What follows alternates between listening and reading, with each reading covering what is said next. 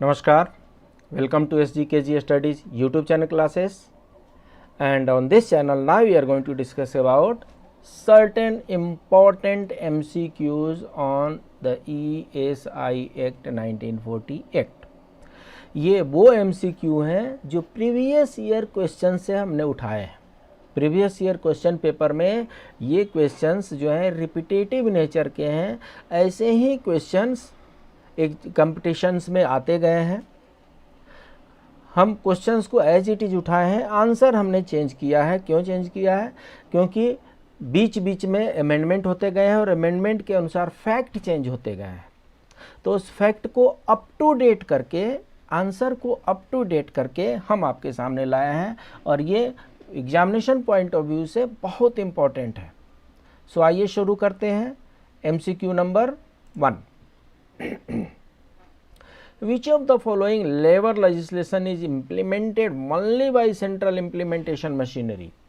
ESI Act, Maternity Benefit Act, Industrial Dispute Act, Trade Union Act। So जो लोग labour law पढ़े होंगे उनको पता होगा मैटरनिटी बेनिफिट एक्ट सेंट्रल भी इम्प्लीमेंट करती है, स्टेट भी इम्प्लीमेंट करती है। इंडस्ट्रियल डिस्प्यूट एक्ट में अप्रोप्रिएट गवर्नमेंट होती है, central government, state government. Trade union में अप्रोप्रिएट गवर्नमेंट होती है, central government, state government. Only and only ESI act is there which is implemented by central machinery. So correct answer is ESI act. Under section 212 the act is applicable to non-seasonal factories employing। So non seasonal की बात मतलब हो रही है, मतलब normal company की। Confuse करने के लिए नॉन सीजनल यूज किया गया है। So non seasonal means normal factories. Normal factories में कितने एम्प्लॉय रहेंगे तो ESI एक्ट इम्प्लीमेंट होता है? 10 और मोर, 25 और मोर, 20 और more, 5 or more. And you know the answer is 10 or मोर। जहाँ कहीं भी इस्टेब्लिशमेंट में 10 और 10 से ज़्यादा एम्प्लॉय हैं वहाँ पर ESI एक्ट इम्प्लीमेंट हो जाता है। Employees deposit linked insurance scheme was introduced in the year. So ये है EDLI। EDLI का हम स्टडी किए हैं जब हम EPFO एक्ट पढ़ा रहे थे। जिस समय हम EPFO एक्ट का डिस्कशन कर रहे थे उस समय EDLI का ऑलरेडी हम डिस्कशन कर चुके हैं। सो EDLI बाद में आया है। कब आया? 1976 में, 61 में, 23 में, 48 में। और जो लोग थोड़ा बहुत भी लेबर लॉ का ध्यान रखते होंगे उनको पता है 1948 में ESI एक्ट आया था, 1923 में वर्कमैन कंपेंसेशन एक्ट आया था, 1961 में मैटरनिटी बेनिफिट एक्ट आया था। बच क्या गया? 76। सो 76 में employees deposit link insurance scheme was introduced, right. Next question, the payment of gratuity act was introduced in the year. So gratuity act का हिसाब ऐसा है, 76 में अभी हमने EDLI देख लिया, 61 में मैटरनिटी बेनिफिट है, 23 में वर्कमैन कंपेंसेशन एक्ट है, तो बचता क्या है? 72। सो payment of gratuity act was introduced इन 1972। बहुत आसान क्वेश्चन है। क्वेश्चन जो है बहुत आसान है। होता क्या है, एग्जामिनेशन हॉल में हम पैनिक हो जाते हैं, और एग्जामिनेशन हॉल में पैनिक होने के चलते आंसर कई बार हम गलत कर देते हैं। The maternity benefit act was introduced 1948। Repeat करते चलिए, 1948 ESI एक्ट, 1976 EDLI भी है, EDLI, 1923 वर्कमैन कंपेंसेशन एक्ट। सो मैटरनिटी बेनिफिट एक्ट 1961। एक क्वेश्चन अगर आप ठीक से ध्यान से अगर सॉल्व करेंगे तो 4 आपके उसके जो डिफरेंट टाइप के जो क्वेश्चन होंगे उनका आंसर आप दे सकते हैं। थोड़ा सा एग्जामिनेशन हॉल में अपने माइंड को ओपन रखना है, माइंड पर प्रेशर नहीं आने देना। प्रेशर आने से जानी हुई चीज़ें भी गलत हो जाती हैं। ये वो क्वेश्चन पेपर हम आपके साथ डिस्कस कर रहे हैं जो पहले आए हुए हैं, ये प्रीवियस ईयर क्वेश्चंस हैं। ऐसे ही क्वेश्चन आपके एग्जाम में आते हैं और आएंगे। विच of the following benefit is covered under the social security scheme.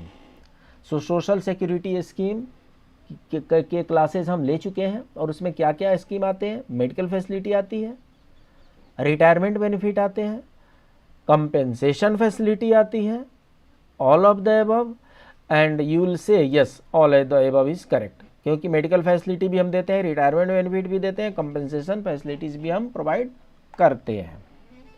कहाँ कहाँ पे करते हैं साहब?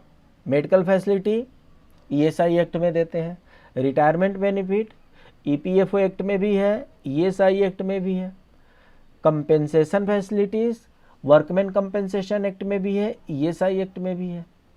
सो इसलिए सोशल सिक्योरिटी स्कीम में ये सब आते हैं।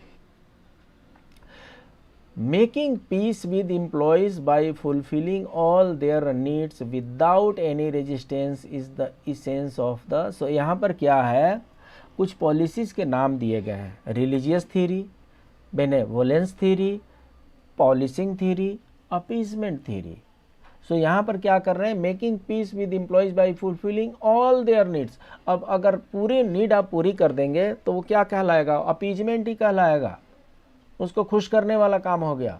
100% कोई नीड पूरी नहीं होती है, अगर 100% नीड पूरी हो रही है तो इसका मतलब कि वो अपीजमेंट थ्योरी में आता है। So answer is appeasement theory. The age of dependent for obtaining dependence benefit under the Employee State Insurance Act has now been enhanced from 18 years to। So dependent benefit तब मिलता है जब जो insured person होते हैं उनका during the course of employment उनका death हो जाता है। अगर डेथ हो जाता है तो डिपेंडेंट बेनिफिट देते हैं। डिपेंडेंट बेनिफिट स्पाउस को, पेरेंट्स को, चिल्ड्रन को मिलता है। तो यहाँ पर क्या कर रहे हैं कि जो चिल्ड्रन को जो बेनिफिट मिलता था पहले 18 साल तक ही मिलता था, उसको बढ़ा करके अभी 25 कर दिया गया है, 24 कर दिया गया है, 20 कर दिया गया है या 22 कर दिया गया है। Correct answer is 25 years. So अभी डिपेंडेंट जो बच्चे हैं वो 25 ईयर्स तक वो डिपेंडेंट बेनिफिट पेंशन के रूप में प्राप्त करते हैं। Employees who are getting a daily average wages up to are exempted from contributing employees shares of the ESI। So ESI में जो कंट्रीब्यूशन होता है, कुछ एम्प्लॉय का कंट्रीब्यूशन होता है, कुछ एम्प्लॉयर का कंट्रीब्यूशन होता है। गवर्नमेंट ने रूल बना करके एक ये कंडीशन डाल दिया है कि अगर सो अमाउंट से कम अगर अमाउंट है एम्प्लॉय का डेली वेजेस तो employ is exempted from contribution. वो क्या अमाउंट होगा, 100 रुपीज़, 384.60 रुपीज़, 176 रुपीज़ और 50 rupees. And the correct answer is 176 rupees. जिनको भी ये नया लग रहा है वो हमारे ESI एक्ट पर जो हमने क्लासेज अपलोड किए हैं उनको एक बार आप जा कर के देखें, ये आपका कन्फ्यूजन दूर हो जाएगा। 176 रुपीज़ अप टू 176 रुपीज़ जो daily wages, daily average wages earn कर रहे हैं उनको ESI में कंट्रीब्यूशन नहीं पे करना, एग्जेम्प्टेड है, वो कवर्ड है, एम्प्लॉयर पे करेगा, एम्प्लॉय नहीं पे करेगा। The employer's share of contribution under the ESI Act is, so employer का शेयर कितना है ESI एक्ट में, 4.75%, 1.75%, 12% और 3.5%। सो देखिए ये क्वेश्चन पहले का आया हुआ है। तो पहले क्या होता था, 1 जुलाई 2019 से पहले एम्प्लॉयर का जो कंट्रीब्यूशन था वो 4.75% था, एम्प्लॉय का कंट्रीब्यूशन 1.75% था। ये अभी चेंज कर दिया है गवर्नमेंट ने, रिड्यूस कर दिया है, रिड्यूस करके अभी 3.25 कर दिया है। सो अगर पहले क्वेश्चन अगर 2016-17 में सॉल्व करते तो इसका आंसर ये होता, लेकिन एज ऑन डेट ये चेंज हो चुका है, इसलिए आज के डेट में इसका आंसर ये होगा। एम्प्लॉयर का शेयर जो है 3.25% of his total remuneration. As per the latest amendment under the ESI Act 1948, medical treatment is now available to persons under voluntary retirement scheme also। So क्या है, रिटायरमेंट के बाद भी हम मेडिकल ट्रीटमेंट प्रोवाइड करती है ESI से। जो रिटायर हो चुके हैं, रिटायरमेंट के बाद भी उनको मेडिकल ट्रीटमेंट प्रोवाइड करती है ईएसआईसी। उस फैसिलिटी को, that facility has been extended to VRS scheme, VRS voluntary retirement scheme also. True, false, partly true, or the act is silent? And the answer is it's true. This benefit has been extended to VRS also. Which of the following legislations in India is governed by a tripartite organization consisting of representative of labor, management and government? So इसमें tripartite कौन है? Maternity benefit, इसमें तो कोई fund ही नहीं होता। जब fund नहीं होगा तो ट्राईपार्टाइट क्यों होगा? मैटरनिटी बेनिफिट जो है वो एम्प्लॉयर पे करता है। पेमेंट ऑफ बोनस एक्ट कोई फंड नहीं होता है, एम्प्लॉयर पे करता है। इंडस्ट्रियल डिस्प्यूट एक्ट एम्प्लॉयर पे करता है, एम्प्लॉयर को पे भी नहीं करना है इसमें। ईएसआई एक्ट के पास फंड होता है और फंड को गवर्न करने के लिए ट्राईपार्टाइट बॉडी होगी, लेबर का होगा, मैनेजमेंट होगा, गवर्नमेंट का होगा। सो यहाँ पर क्या होता है? रिप्रेजेंटेटिव ऑफ एम्प्लॉयज़ होते हैं, रिप्रेजेंटेटिव ऑफ एम्प्लॉयर होते हैं एंड रिप्रेजेंटेटिव ऑफ गवर्नमेंट होते हैं। और इसको बोलते हैं, चूँकि तीन पार्टी है इसलिए को ट्राईपार्टाइट ऑर्गेनाइजेशन, ट्राईपार्टाइट बॉडी कहते हैं ईएसआई एक्ट को। What is the wage limit for employees to be covered under the Employees State Insurance Act as per the latest amendment? So क्या है? कुछ वेज सीलिंग गवर्नमेंट फिक्स करती है, उस veg ceiling तक के लोगों को ही ईएसआई स्कीम में रखा जाता है, उससे ऊपर वाले लोगों को ईएसआई स्कीम अप्लीकेबल नहीं है। टाइम टू टाइम वो चेंज होता रहता है। तो प्रश्न ये उठता है कि आज के डेट में वो क्या है? Is it 25,000 per month, is it 18,000 per month, is it 15,000 per month, or is it 21,000 per month? And the correct answer is 21,000 per month। इससे पहले ये 21,000 जो है, इससे पहले ये 15,000 पर मंथ हुआ करता था। जिस समय ये क्वेश्चन पेपर में पूछा गया था उस समय इसका आंसर 15,000 होता, लेकिन अभी लेटेस्ट अमेंडमेंट के अनुसार ये 21,000 इसका करेक्ट आंसर होगा। Employees share of contribution under the ESI act is, इससे पहले हम एम्प्लॉयर का शेयर पढ़ चुके हैं, अब एम्प्लॉय के शेयर पे क्वेश्चन है। 1.75%, 4.75%, 12%, 0.75%। तो जैसे कि हमने पहले ही आपको बताया, जो ईएसआईसी में जो कंट्रीब्यूशन है उसमें पहले 1/7/2019 से पहले एम्प्लॉय का कंट्रीब्यूशन 1.75% होता था, एम्प्लॉयर का कंट्रीब्यूशन 4.75% होता था। गवर्नमेंट ने इसको रिड्यूस कर दिया है और अभी लेटेस्ट अमेंडमेंट के अनुसार एम्प्लॉयज़ का कंट्रीब्यूशन 1.75% से रिड्यूस होकर के मंथली एनुअली 0.75% रह गया है। सो एम्प्लॉयज़ का शेयर अभी 0.75% और एम्प्लॉयर का शेयर 3.25%। इसकी चर्चा हम पहले के क्वेश्चन में कर चुके हैं। Next question, which of the following legislation extend some short of benefit to retired employees also? So normally क्या होता है, जो एक्ट बनते हैं वो सर्विंग एम्प्लॉयज के लिए होता है, लेकिन कुछ एक्ट ऐसे हैं जो रिटायर्ड एम्प्लॉयज को भी बेनिफिट देते हैं, रेंडर करते हैं। वो कौन कौन से एक्ट हैं? ESI act, payment of bonus act, maternity benefit act, employees compensation act. अब आप बताइए, एम्प्लॉय रिटायर हो गया तो उसको बोनस कौन देगा? सो ये निश्चित रूप से रिटायरमेंट के बाद पेमेंट ऑफ बोनस एक्ट नहीं लागू होता। एम्प्लॉय रिटायर हो गई तो उसके बाद से बेनिफिट, मैटरनिटी बेनिफिट कौन देगा? सो इसलिए payment of bonus act, maternity benefit act and employees compensation act, ये तीनों ड्यूरिंग द सर्विस होती है। अगर सर्विंग एम्प्लॉय हैं तो उन पर ये बेनिफिट लागू होता है। सिर्फ और सिर्फ एक ईएसआई एक्ट है जो सर्विंग को भी बेनिफिट देते हैं, रिटायर्ड को भी बेनिफिट देते हैं। So ESI act extend some short of benefits. वो कौन सा बेनिफिट है? वो मेडिकल बेनिफिट है। Medical benefit retired employees and उनके स्पाउस को रिटायरमेंट के बाद भी दिया जाता है। Unemployment allowance payable is stated in. So unemployment allowances इसमें फैक्ट्री एक्ट में फैक्ट्री एक्ट में सिर्फ और सिर्फ वर्किंग और पेमेंट से रिलेटेड चीज़ें हैं। Unorganised sector worker, social security, इसमें भी अनएम्प्लॉयमेंट का नहीं है। अनएम्प्लॉयमेंट का ESI एक्ट में है। अभी कोरोना पीरियड में जितने लोग जिनका वर्क छूट गया था उनको हमने अटल बीमित पेंशन स्कीम में पेमेंट किया था। सो वो क्या था? अनएम्प्लॉयमेंट अलाउंसेस था। Employer has to attest that he did not work in the company. So unemployment allowances is given in ESI Act 1948. Next, which of the following legislations was based on the recommendation of the BP Adarkar committee report? So BP Adarkar committee report very important। ये question कई बार repeat होकर के घुमा फिरा करके पूछता है ये। तो BP अदरकर के कमेटी के रिपोर्ट के रिकमेंडेशन पर इनमें से कौन से एक्ट बने थे? Employees compensation act, maternity benefit act, employees provident fund act और employees state insurance act. And the correct answer is ESI act. ESI act जो है वो BP अदरकर कमेटी के रिपोर्ट के बेस्ड पर ही इनेक्ट हुई थी। Who is an exempted employee under the employees state insurance act?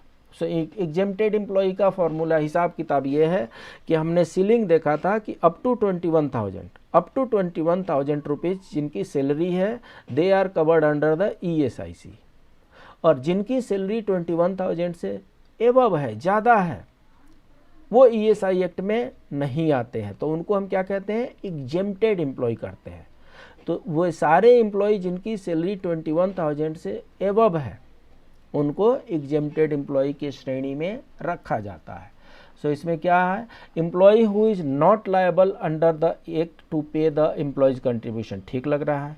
Minor employee नहीं, एम्प्लॉय हु इज माइनर नहीं, नन ऑफ द नहीं। सो कहने का मतलब A is the correct answer. Employee who is not liable under the act to pay the employees contribution is called as exempted employee. Next question, The Workmen's Compensation Act 1923, the Maternity Benefit Act and ESI Act। अब क्या है, यहाँ पर तीनों act को ला करके रख दिए। हम जब इन तीनों एक्ट के बारे में हम जब डिस्कशन कर रहे थे तो हमने पहले ही बता दिया था कि workman compensation act, maternity benefit act, ये दोनों कंपनी में इम्प्लीमेंट होते हैं। वहीं सिर्फ इम्प्लीमेंट होते हैं जहाँ पर ESI एक्ट लागू नहीं है। जहाँ पर ESI एक्ट इम्प्लीमेंट हो गया वहाँ पर वर्कमैन कंपेंसेशन एक्ट और मैटरनिटी बेनिफिट की ज़रूरत नहीं है, क्योंकि वो सारे बेनिफिट ESI एक्ट में उससे ज़्यादा दिए जाते हैं। सो कहने का मतलब कि अगर ESI एक्ट इम्प्लीमेंट हो गया किसी कंपनी में तो वहाँ पर वर्कमैन कंपेंसेशन एक्ट और मैटरनिटी एक्ट एप्लीकेबल नहीं होगा। और ये कौन सा कंडीशन हो सकता है? जहाँ पे 10 से कम वर्कर हों, जहाँ पे 10 से कम एम्प्लॉई हों वहाँ पे ESI एक्ट लगेगा नहीं, और जब वहाँ पर नहीं लगेगा तो ऑटोमेटिकली वर्कमैन कंपेंसेशन एक्ट और मैटरनिटी एक्ट वहाँ पर इम्प्लीमेंटेशन में आ जाता है। जहाँ कहीं भी ESI एक्ट इम्प्लीमेंट हुआ है वहाँ पर वर्कमैन कंपेंसेशन एक्ट और मैटरनिटी बेनिफिट एक्ट इम्प्लीमेंट नहीं होता है। So if the employee state insurance act is applicable, the workman compensation act and maternity benefit act are not applicable. ये सही है। फिर भी बाकी देख लेते हैं। टुगेदर कैन बी एप्लीकेबल, नहीं, ये गलत हो जाएगा। The maternity benefit act and ESI act can be applicable at the same time, नहीं, ये गलत हो जाएगा। Workman compensation act and ESI act can be applicable at a time, ये भी गलत हो जाएगा। सो सही क्या होगा? ये सही होगा। जहाँ पे ESI एक्ट आ गया वहाँ पे वर्कमैन कंपेंसेशन एक्ट और मैटरनिटी एक्ट वहाँ से गायब। What is the content of schedule 1 of the ESI act 1948? So ESI act 1948 में शेड्यूल है।